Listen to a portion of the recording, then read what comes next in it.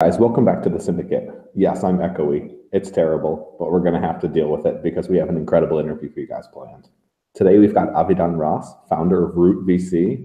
Avidan's a hardware guy. He builds the FoodNetwork kitchens in his backyard, and he's someone I had to get on the program because we needed someone to talk hardware. So thanks for coming today, Avidan. My pleasure. Thanks for having me.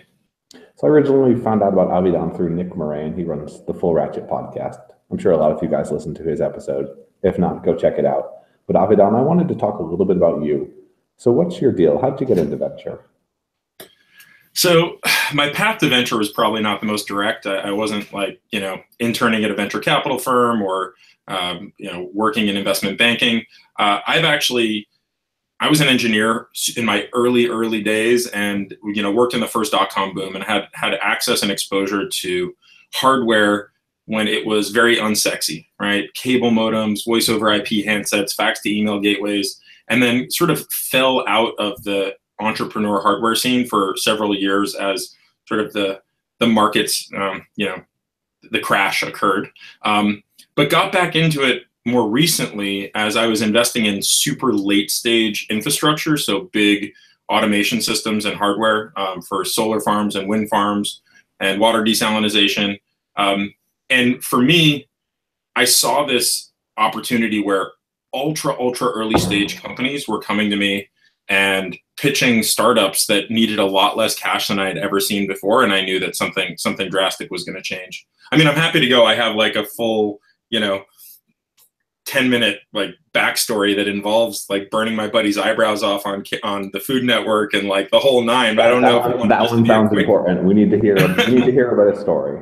All right. So basically what happened is I was working at this really big established investment firm in Los Angeles.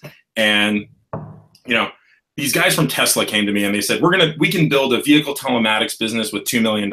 And I said, there's no way anybody's going to build physical hardware with only $2 million. Mind you, this was, I guess, 2009, 2010. So at the time, no one had really cracked the nut of getting ultra capital efficient hardware built. But they showed me the Elon Musk and Martin Eberhard school of building hardware, which was, build the Tesla Roadster, right? You remember the Roadster. It was for somebody building a vehicle company, it was like insane the way that the Roadster was built. People had to pre-order their vehicle like it was a Kickstarter campaign, right? So Elon had no inventory risk. He knew exactly how many vehicles to build and treated the vehicle like a rolling platform where you would buy the vehicle, but then you were buying into battery chargers and power generation and all the other pieces. And then you obviously even purchased software upgrades to your vehicle. So long story short, I basically went to my partners and I was like, guys, I believe that all these big established businesses that we're investing in are in big trouble because startups are going to be able to come to compete in the space. And they decided that they wanted to more deeply invest in the big established businesses. And I said, I really want to help the next generation of entrepreneurs succeed here. So I gave them a year of non-compete. I basically said to them, out of respect, I'd been there almost 8 years as the CTO. And I said, I love you guys, so I won't make investments directly the day after I leave. And that left me a year to basically, do whatever I kind of cared to do. And they took good care of me enough that I didn't have to work for that year. And so I ended up spending part of what I ended up doing was going and traveling across the country drinking coffee, which we'll get back to later, and my obsession with coffee.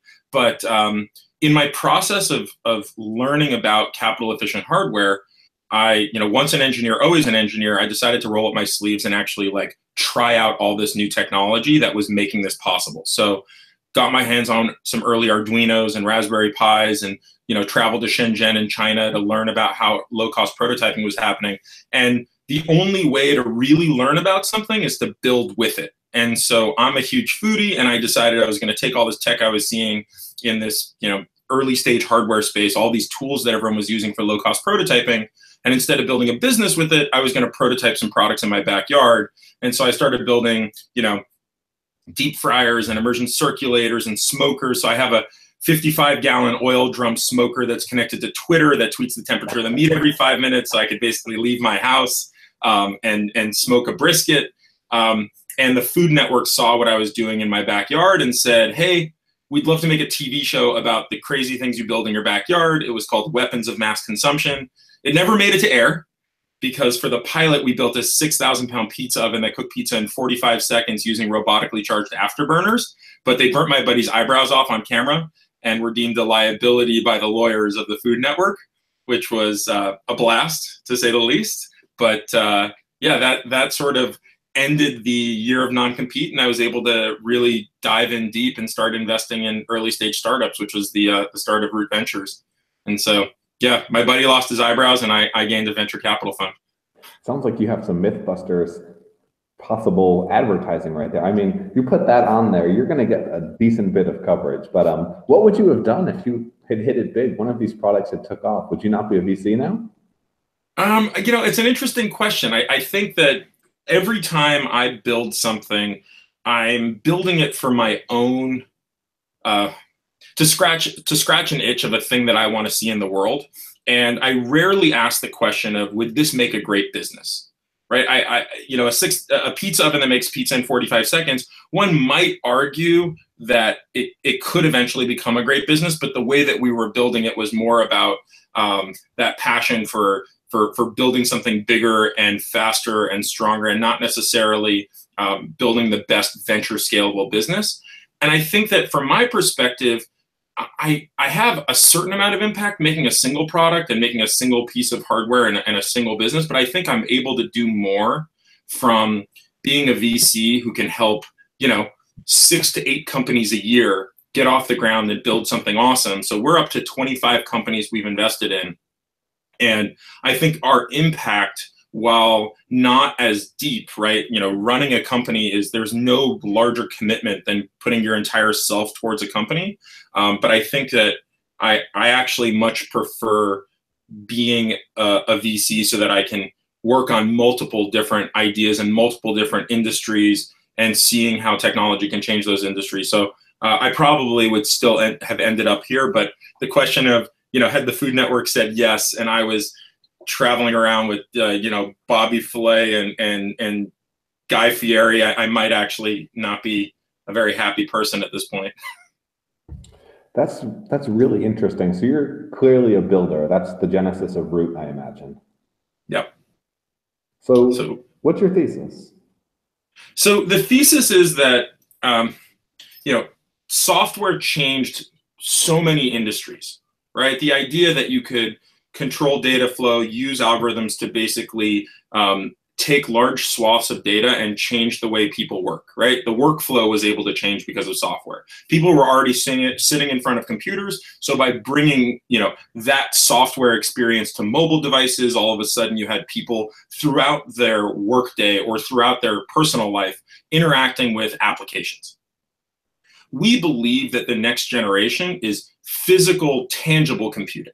The idea that a robot or a connected device or any form of hardware is able to manipulate the physical world with that same layer of intelligence.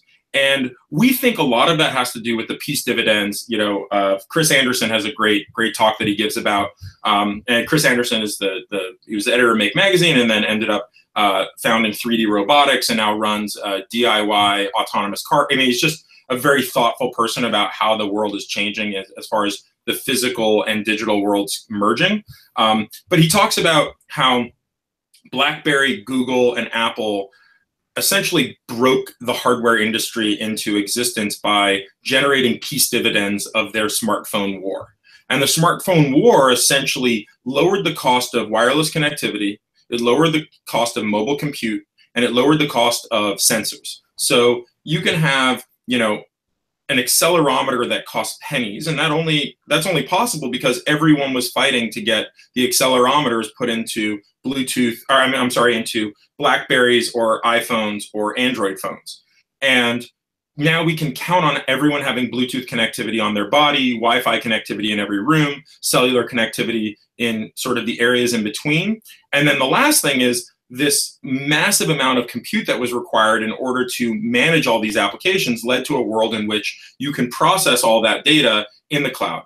So taking, you know, massive amounts of accelerometer data or camera data, pushing it into the cloud using Wi-Fi or cellular, what have you, processing it in the cloud, or even now with GPUs sitting on device processing it at the edge, you're able to now make extremely intelligent decisions about how to articulate the world, how to use, actuation to physically manipulate the world using essentially all the data that ever existed before, or what we would call machine learning at this point, and say, now all of a sudden, you have articulated equipment, aka robotics, or drones, or autonomous vehicles that are leveraging massive amounts of information that existed before, just because all of these smartphones existed. So I guess our thesis is every industry in the world is going to change in some way, as long as it requires physical manipulation because of the advent of robotics and AI.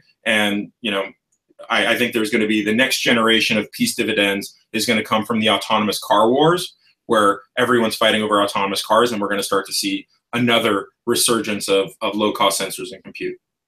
Not to mention the batteries. Elon's been doing a great job with driving that down. So is it fair to say that hardware plus AI, that's kind of the evolution of hardware?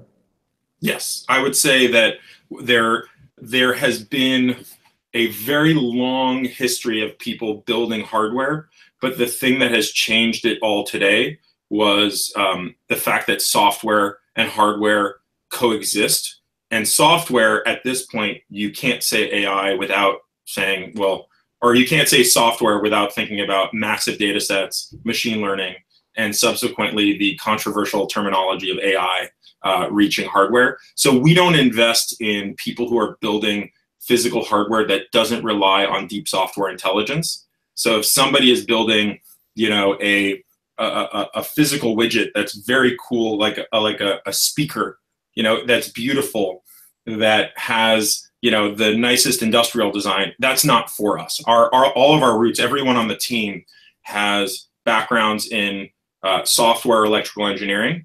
And so I studied computer science at Columbia and did a bunch of software development on cable modems and embedded systems. My partner, Kane, he worked on drone communications with the US military while he was at Harvard.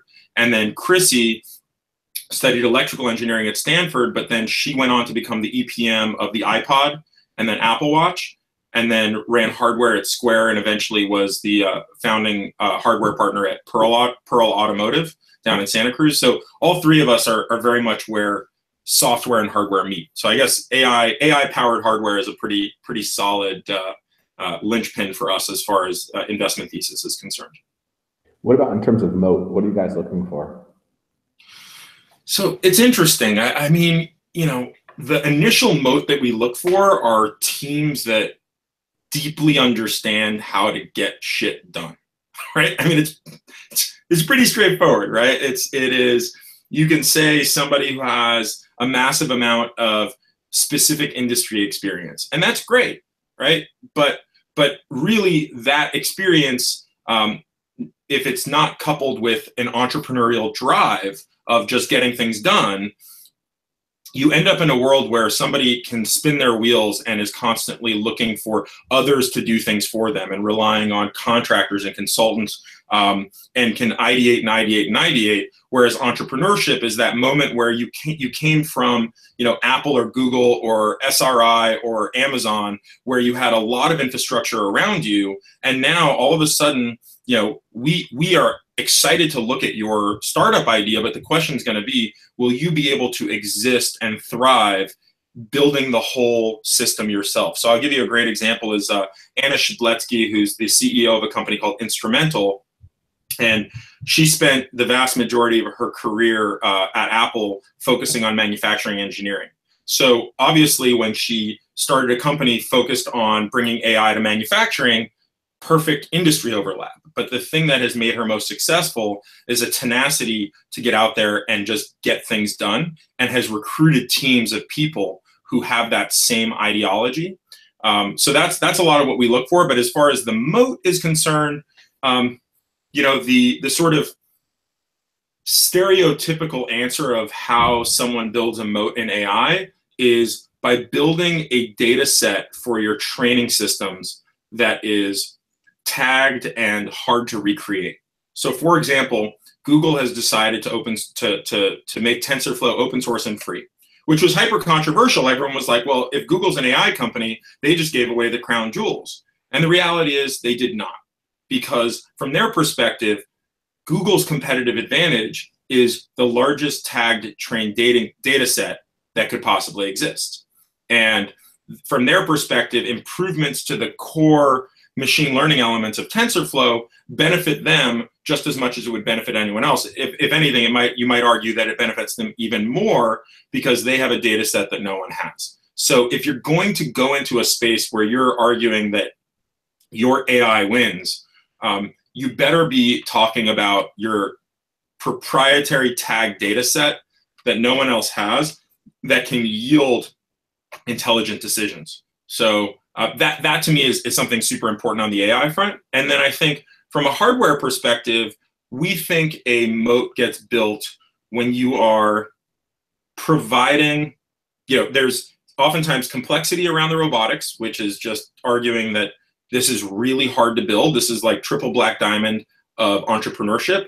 But then the second piece of it is that you are locking yourself into an industry that has so I'm talking about B2B for a second, not talking about consumer robotics, but in B2B, it's basically inserting yourself into being the brand where you are signing long-term large contracts with big companies that essentially those companies cannot exist without you, that you become so essential to their bottom line or their margins that they essentially are stuck with you, and the cost of switching is super, super high. Do you prefer B2B or B2C? So B2B, without a doubt, we are, I'd say, we're probably 3/4 B2B, maybe 25% B2C, but even that, even some of our B2C investments have a bit of industrial or B2B opportunities. So it's very rare that we're purely investing in a B2C company. And I think that just has to do with our own capabilities of rolling up our sleeves and helping out, right? None of us are sales and marketing people. None of us are industrial designers. None of us have really pushed the customer-facing side of building a business. And then on top of it, I think that most of the consumer hardware pitches that we see are fantastic, but they're not venture scale. And what I mean by that is if you build a really fantastic piece of hardware and you sell it for $100 and it is a consumer electronics product, it's most likely being sold around Christmas. And it's possibly a gift. I mean, this is what Fitbit and GoPro realized. And the difficulty is that you've sold that product, you've collected a margin, but you don't have any recurring revenue that comes from that. And so essentially, if you did 10 million in sales this year, the goal to have year over year 2x growth, you're going to need to do 20 million in sales next year and then 40 million in sales the year after. But essentially, you're going to have to sell your product to an entirely new set of customers. Whereas if you have a product that has an attachment around consumables or services or a platform, which is easy to say, really hard to execute in the consumer space, then you're talking about something where you can stack revenue, right? Where like Dropcam was selling people for recording services. So each time they added new people, they essentially were collecting more and more revenue, regardless of, so they basically were stacking. I mean, and that's probably the easiest way to look at it. By the way, I just got a battery low notification from my Bluetooth. So if I start talking and you don't hear anything, just let me know and I'll switch over to good old, screaming at the computer screen. No worries, go in mime mode. So I want to shift gears a little bit. Talk about how you're deciding which founders to invest in. You talked a little bit about the hustle, but everybody has a criteria. Most people do a terrible job elaborating on that. Is it gut feel? Is there a checklist beforehand? Yeah, so I mean, I'll give you my terrible ones, the guiding light, and then I'll try to elaborate on it. The guiding light is I ask myself, and I ask my partners to do the same thing, and it's very risky when we do this, but the question is, would we drop everything to join this company, right? And fundamentally, that brings up the question of how do people make decisions to commit to joining a company? And from my perspective, recruiting is the greatest, the most essential piece of early company building. Because if you can recruit great people to join your team, you're essentially getting the ultimate investor, right? A great engineer or a great salesperson or a great anybody who is joining your company is an investor who can only write one check, right? And that check is their own commitment. And they can only work for one company at a time. So they have to go through all those questions of, do I believe in the market? Do I want to work with this team? Do I believe that there is competition that we can overcome?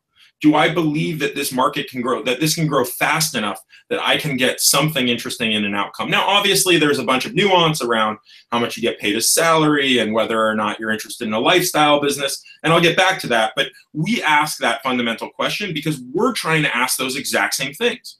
We're trying to figure out, do we want to work with these entrepreneurs? Because when we write a check, while we're not an incubator, we're not an accelerator, we write a check on Friday and we show up on Monday and we say, how can we help? What can we do? Can we make introductions? Can we help with recruiting? Can we help with strategy conversations? Can we help with early product roadmap? Can we help with, contract manufacturer selection? Whatever we can do, we're going to try to help. And if we can't help, we're going to reach out to someone in our network to help. So if you don't like the person you're working with, you're not going to want to show up on Monday.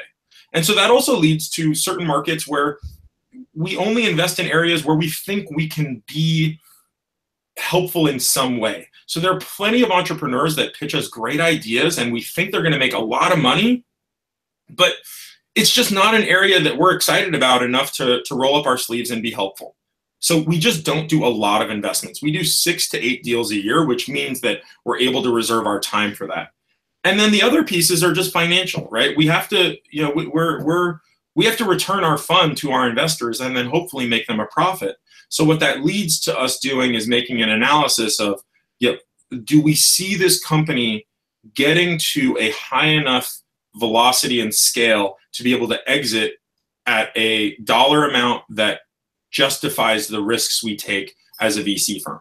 So what that basically means is if we invest, at call it a $5 million valuation, just for ease of math here, and we put in $500K and we have 10% ownership in the company, there's a bunch of dilution that occurs in future rounds, but the goal is that 500K can turn to a 20x or a 30x, which is some pretty, you're talking about hundreds of millions of dollars in value the company needs to get to in order to be a fund returning outcome for us.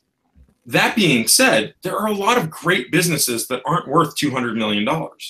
There are great businesses that are doing a couple million a year and are profitable and are paying for the entire 10 to 20 person staff to have a good life, a good lifestyle, and aren't venture size and scale. So, it's a bit controversial to say, but we actually don't believe most hardware companies should take venture money, because once you take venture money once, you're committing to a track that sort of pushes you in that direction of then trying to raise a Series A and then trying to raise a Series B. And it's really those investors who are going to be pushing for you to go even bigger and faster and harder. And so you want to make sure you're building a business that can accommodate that, or is conducive to that, I should say. Especially with hardware, it takes a ton of money. Typical startup is going to take twice as long. It's going to cost twice as much. Hardware, you can at least double that. How do you advise startups?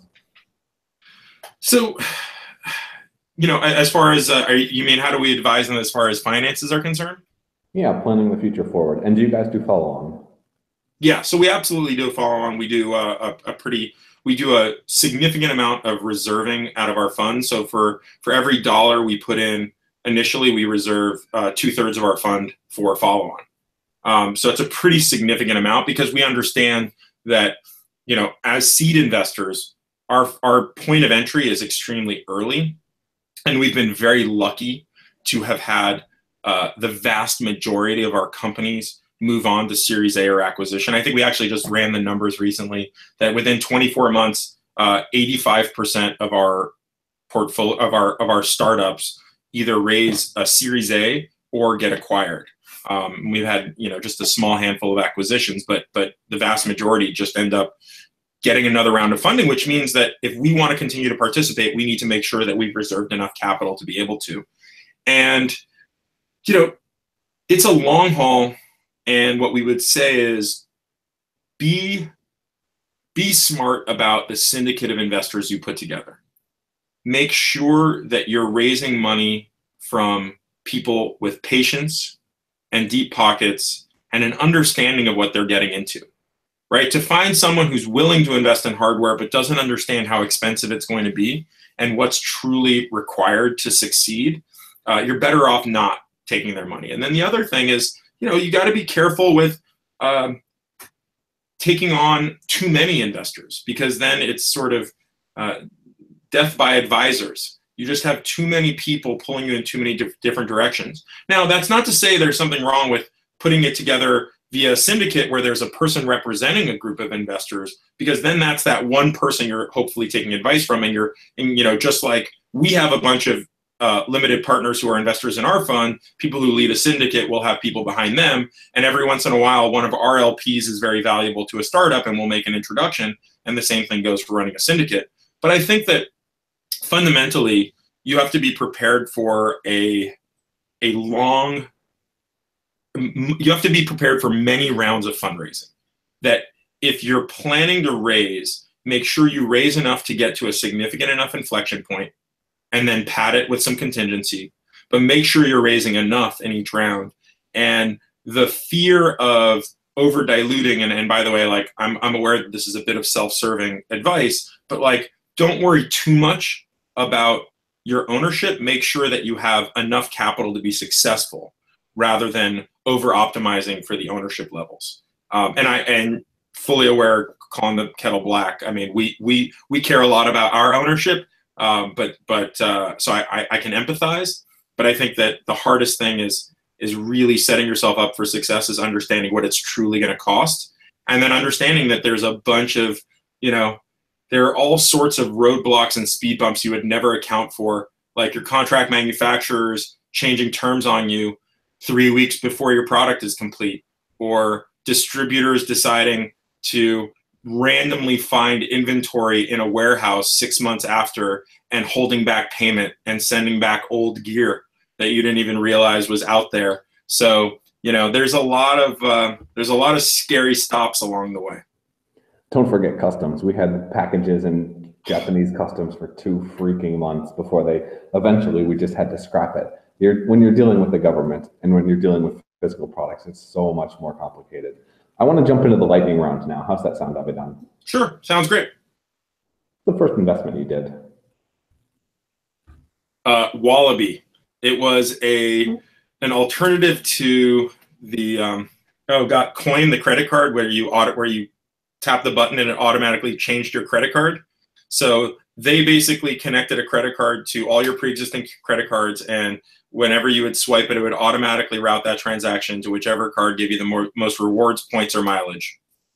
Super smart, tracking people's spend, but I definitely realized that I didn't know all that much about fintech.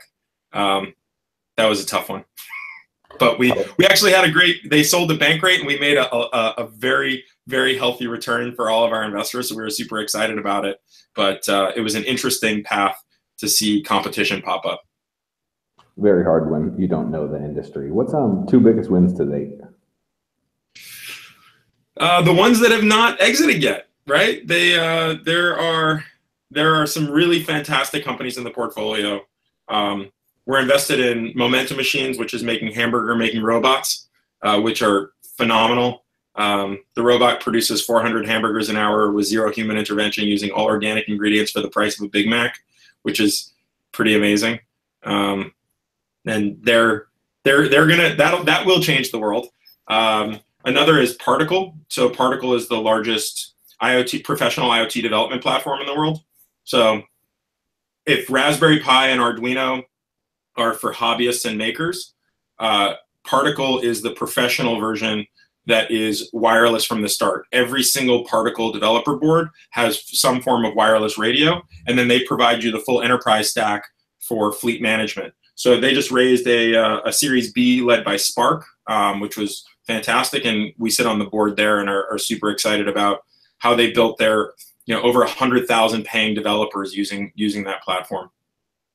Home runs are great, but we also like the massive losses. Anti-portfolio, anybody that you missed on, you passed on Uber, you passed on someone great.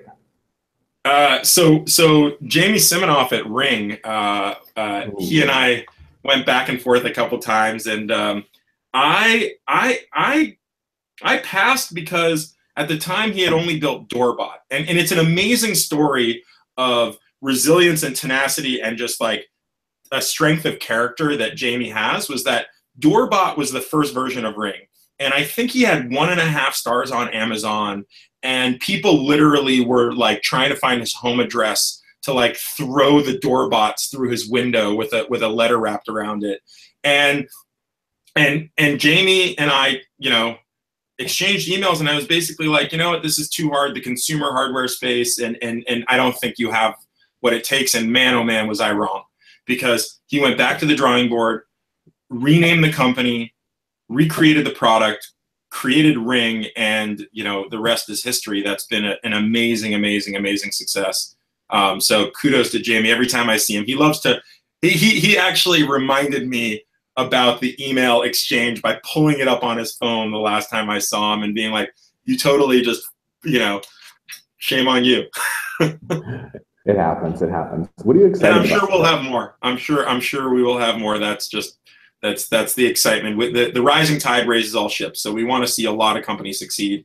And since we can only invest in 6 to 8 a year, it means that by definition we're not going to be able to get into everything great. What are you pumped about today? What gets you up? People focusing on really unsexy, boring industries and bringing robots to them. So robotics to long-haul trucking, garbage collection, agriculture, construction, oil and gas, natural resource extraction. Just like the more industrial and unsexy it is, the more excited we are about bringing like true innovative. Literally these industries have not seen tech in 30 years.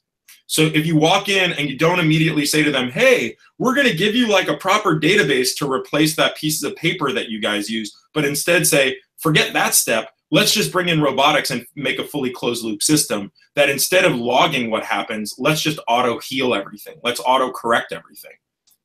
And that to me is that's the most exciting thing. If you figure out how to do that with government, I would be very excited. Government, I will stay away from that one. Okay, very good, very good. What are you reading, listening to today to stay informed, stay up to date? So it's interesting. I have a Kindle that's way too full with a lot of books that I've gotten halfway through, which is the hard part about having 2 little kids. I read a lot of blogs and a lot of people with informed opinions, but in more disparate places. So obviously reading a lot of stuff via Twitter on like Medium and whatnot. But I'm reading a couple books about team building and start with why. So like how to persuade, how to incite excitement in teams, so we could share with our entrepreneurs about how they can incite leadership and get people on board with whatever they're building. As a rule of thumb, if you start the book and don't finish, it means you just got to delete it. And I read a great productivity hack. So specifically with business books, if it has primarily one theme, you're able to kind of scan the cover and then read the 2nd or 3rd chapter. It depends on the book. And that more or less is the core concept, and everything else is examples after that. Yeah, my partner Kane thinks the exact same way, and then I finally started bringing in books. I just have my, let me like scale. Okay, here we go. So there's a live test. Yeah, here we go. Okay. Quick ones. All right. So this one made me quit my job. and start venture capital. This one I thought was the thing that was supposed to get me to stop smoking cigarettes many years ago, but it really actually wasn't about that.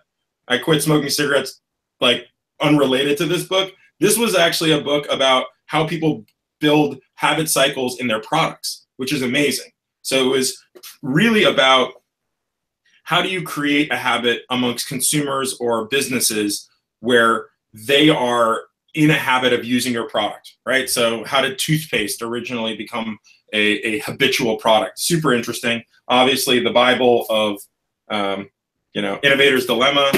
Sorry, I should be saying the names of these books. So Linchpin was a great book that basically exposed the idea that a lot of organizations build this idea that everyone's dispensable. But if you promote and support people who are indispensable, you're able to actually build even better organizations and don't live with the fear that if you have an indispensable talent, that somehow the company is going to fall apart without you. Power of Habit was I just described as building habitual responses. Innovator's Dilemma, which is like why never get comfortable with your position at the top because startups are coming after you, and Start with Why, which is just a great book on how to essentially inspire people through leadership, like conversations of leaders. So obviously, this then leads to a whole other set of books, and then Geek Dad, so I can build projects with my kid. That's pretty awesome. On a semi-related note, did you kick the cigarette habit when you had kids? Actually, well before I had kids. So it was when I actually wanted to start dating seriously, I realized I didn't want a girl who liked a guy who smoked cigarettes. That is absolutely great. Avidan, I know you're a busy guy. I want to let you get on with the day, go on with changing the world. Where's the best place for people to follow up? Actually, one last thing.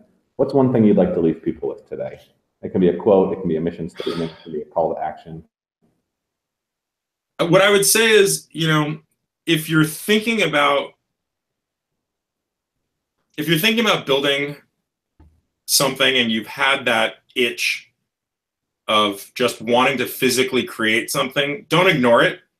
Learn, reach out, call people, talk to people, reach out on Twitter, reach out just any way you possibly can, because the future is happening and everybody who's in the world of building robotics and hardware is super supportive and will help you get that done. So reach out and we're all going to try and be helpful, but it's a wild ride. It's super exciting, and there are a lot of people out there to support you and help you. So don't hesitate to ask. The Wild West of IoT. Thanks for coming on today, Avidan. Absolutely, my pleasure. And guys, I want to apologize for the echo I got. Had to record in a new location. This is not a great one, but have to do what you got to do. Got a guy like Avidan, there's no way I can blow off this interview. This has been incredible. Thanks for coming on, Avidan. And thanks for tuning in, guys. If you've liked it, the Syndicate.vc, you know where to go. Subscribe, get on our newsletter, join our Syndicate investor, of course. And if not, sorry. But yeah, until next time, I got to go grab some coffee and get to work. I'm sure you do too. Thanks, Avidan. Thanks. Take care. Cheers. Cheers, guys.